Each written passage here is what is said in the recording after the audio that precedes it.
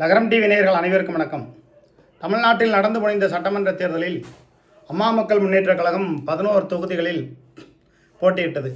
அந்த 11 தொகுதிகளில் மன்னார்குடியில் மட்டும் அந்த வேட்பாளர் தனிப்பட்ட முறையில் அவருடைய செல்வாக்கால் முன்னிலை பெற்றிருக்கக்கூடிய ஒரு நிலைமை. மீதமுள்ள 10 தொகுதிகளில் அம்மா மக்கள் முன்னேற்ற கழகத்திற்கு பெரிய அளவுக்கு யாரும் ஒத்துழைப்பு கொடுக்கவில்லை.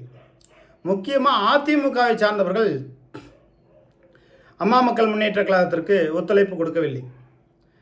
திருச்சி மேற்கு தொகுதியில் போட்டியிடக்கூடிய ராஜசேகரன் அவர்களுக்கு அதிமுகவை சேர்ந்த மாவட்ட செயலாளர், பகுதி செயலாளர்கள் முக்கால்வாசி பேர் வேலை பார்க்கல. முக்கால்வாசி பேர் யாருக்கு வேலை பார்த்தாங்க? கே நேருவுக்கும் தமிழக வெற்றி கழகத்துக்கும் வேலை பார்த்தாங்க. அப்போ அதிமுக தான் தலையில் தானே மண்ணை வாரி போட்டுக்கிருச்சு. தொகுதி தேர்விலும் எடப்பாடி பழனிசாமி கோட்டை விட்டு விட்டார். அதுபோக திராவிட முன்னேற்ற கழகம் ஆட்சிக்கு வர வேண்டும் என்ற ஒரு கூட்டுச்சதியில் இறங்கி இருக்கிறாரோ என்ற ஐயப்பாடும் இருக்கிறது. அதற்கான காரணம் என்னவென்றால், கே நேருவும் எடப்பாடி பழனிசாமியும் நெருங்கி தொடர்பில் இருந்திருக்கிறார்கள்.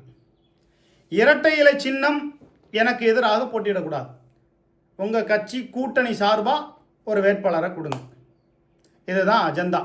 ஏதோ பேசி முடிக்கப்பட்டு விட்டது. மண்ணச்சநல்லூர் சட்டமன்ற தொகுதியில் கதிரவன் போட்டியிடக்கூடாது, தொட்டியம் ராஜசேகர் போட்டியிடக்கூடாது. ஏன்னா இங்கே கிட்னி பிரச்சனை சம்மந்தமாக அதிகமாக அவர் பேசுவார், பரதனை விட அதிகமாக பேசக்கூடியவர். அப்போ எப்படியெல்லாம் இவங்க ஒரு உடன்படிக்கை, கூட்டு உடன்படிக்கை வைத்துக்கொண்டு இந்த தேர்தலை சந்திச்சிருக்காங்க அப்படின்னு பாருங்கள். அப்போ மக்கள் என்ன பண்ணுவாங்க? விஜயை யாரும் ஏற்று, அதாவது ரசிகர்கள் தொண்டர்கள், அவர்களுடைய ரசிகர்களுக்கு தொண்டர்களை தவிர பொதுஜன மக்கள் ஏற்றுக்கொண்டு ஓட்டு போடவில்லை. உதாரணமாக திருவரங்கம் சட்டமன்ற தொகுதியில் திமுகவை சேர்ந்த எம்எல்ஏ பழனியாண்டி அவர்களுக்கு சீட்டு நேரு கொடுக்காம சதி பண்ணிட்டார்.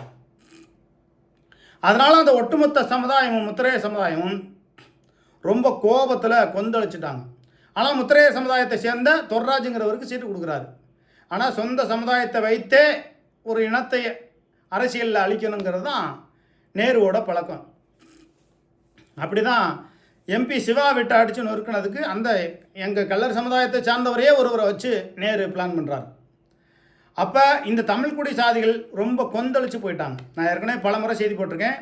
தமிழ்நாடு முழுவதுமாக முத்திரைய சமுதாயம், உடையர் சமுதாயம், தேவேந்திர சமுதாயம் திமுகவுக்கு ஓட்டு போட மாட்டார்கள் அப்படிங்கிற ஒரு செய்தியை நம்ம போட்டிருக்கோம். இப்போ முக்குளத்தூர் சமுதாயம் ஏன் திமுகவுக்கு ஓட்டு போட்டாங்க? எடப்பாடி பழனிசாமியை வீழ்த்தணும் அப்படிங்கிறதுனால அங்கேயும் பாதி ஓட்டு தாவேகாவுக்கும் போயிருக்கு. அப்போ சந்தர்ப்பவாத சூழ்நிலை காரணமாக தான் அந்த ஓட்டு போயிருக்கு. ஆனாலும் அதிக முக்கியத்துவம், முன்னிலை பெற்றிருக்கக்கூடிய ஒரு நிலை. ஆனால் டிடிவி தினகரன் இருக்கக்கூடிய 11 வேட்பாளர்களில் 10 தொகுதியில் அதிமுக தகுந்த ஒத்துழைப்பு கொடுக்கல. எடப்பாடி பழனிசாமி சொல்லிட்டாராம், அதிமுக சார்ந்தவர்கள் யார் யாரெல்லாம் டிடிவி தினகரனுக்கு ஒத்துழைப்பு கொடுக்குறீங்களோ அவங்க பதவி காலி, மறைமுக கட்டளை இட்டு விட்டார் அப்படிங்கிற மாதிரி சொல்கிறாங்க. இப்படி கூட்டணிக்குள்ளே இருக்கிறவங்களுக்கு உள்ளடி வேலை பார்த்தா ஒன்றும் இல்லைப்பா.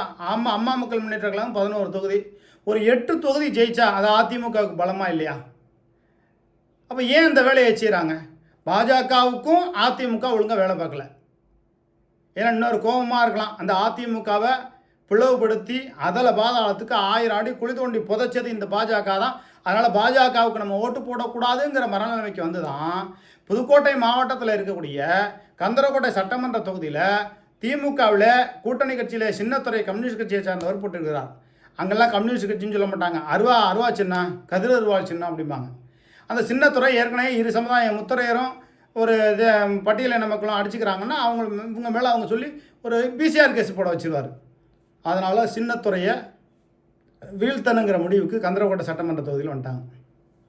அப்போ அங்கே பாரதிய ஜனதா கட்சி வேட்பாளருக்கு ஓட்டு போடலை. உதயகுமார்னு ஒருத்தர் போட்டிடுறாரு. இவ்வளவுக்கு அன்பு செல்வன் ஒருத்தர் அதிமுகவில் போய் சேர்றாரு, அவர் ஒத்துழைப்பு கொடுக்குறாரு. அப்படியும் வெற்றி பெற முடியல. காரணம் என்னென்னா பாஜகவை மக்கள் ஏற்றுக்கொள்ளவில்லை.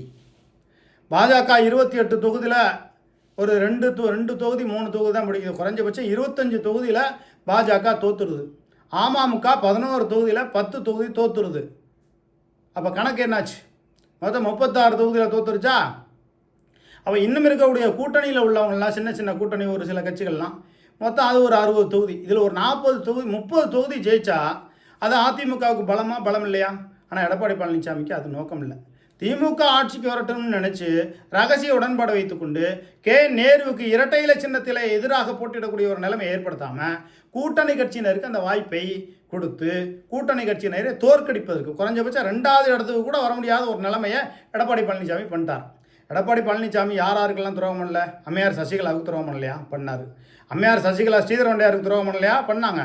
திருவரம்பூர் சட்டமன்ற தொகுதியில் நிற்க வச்சு தோக்கடிச்சது இதே சசிகலா, அம்மையார் சசிகலா தான். ஏன்னா இவங்களுக்கு இதுவும் வேணும், இதுக்கு மேலேயும் வேணும். அம்மையார் சசிகலாவுக்கு எடப்பாடி பழனிசாமி துரோகம் பண்ணார். கேசி பழனிசாமி, அன்வர் ராஜா, இன்னும் எத்தனையோ பேர் கட்சியில் வந்து போகிறதுக்கான அத்தனை வேலையும் செஞ்சது இந்த எடப்பாடி பழனிசாமி.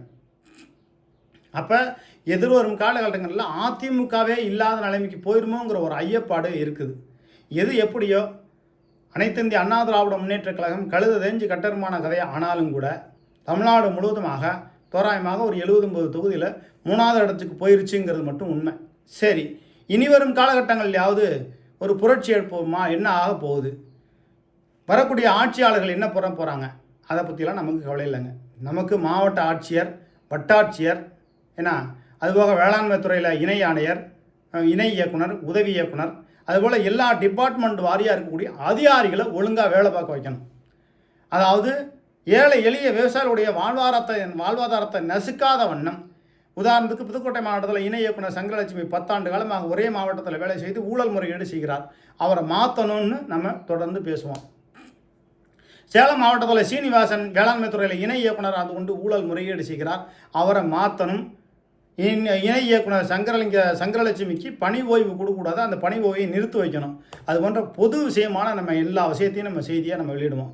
ஏன்னா இவங்க வரக்கூடியவர்கள் புதிய சட்டமன்ற உறுப்பினர்கள், புதியவர்கள், இவங்க எப்படி வேலை பார்க்க போகிறாங்க, என்ன ஏது கழுத ஒன்றும் தெரியாது. உரிக்க வெங்காயம், உரிக்க முட்டைக்கோசு தான். அதனால் அதை அரசியலை பற்றியெல்லாம் இனிமேல் நம்ம பெரிய அளவுக்கு பேசுகிறோமோ இல்லையோ, அரசாங்க அதிகாரிகள் என்ன ஓரளவு நேர்மையாக செயல்படணும். முக்கியமாக விவசாயிகளுக்கு பாதிப்பை ஏற்படுத்தாத வண்ணம் செயல்படணும் அப்படிங்கிற செய்தியை மட்டும் நம்ம தொடர்ந்து லகரம் டிவியில் வெளியிடுவோம். எது எப்படி பார்த்தாலும் எடப்பாடி பழனிசாமி தலையில் தானே மண்ணை வாரி போட்டுக்கிட்டாரு. அதிமுகவினுடைய தலைமை மாறாதவரை அதிமுகவிற்கு எப்போதுமே ஏறுமுகம் இல்லை. நன்றி, வணக்கம்.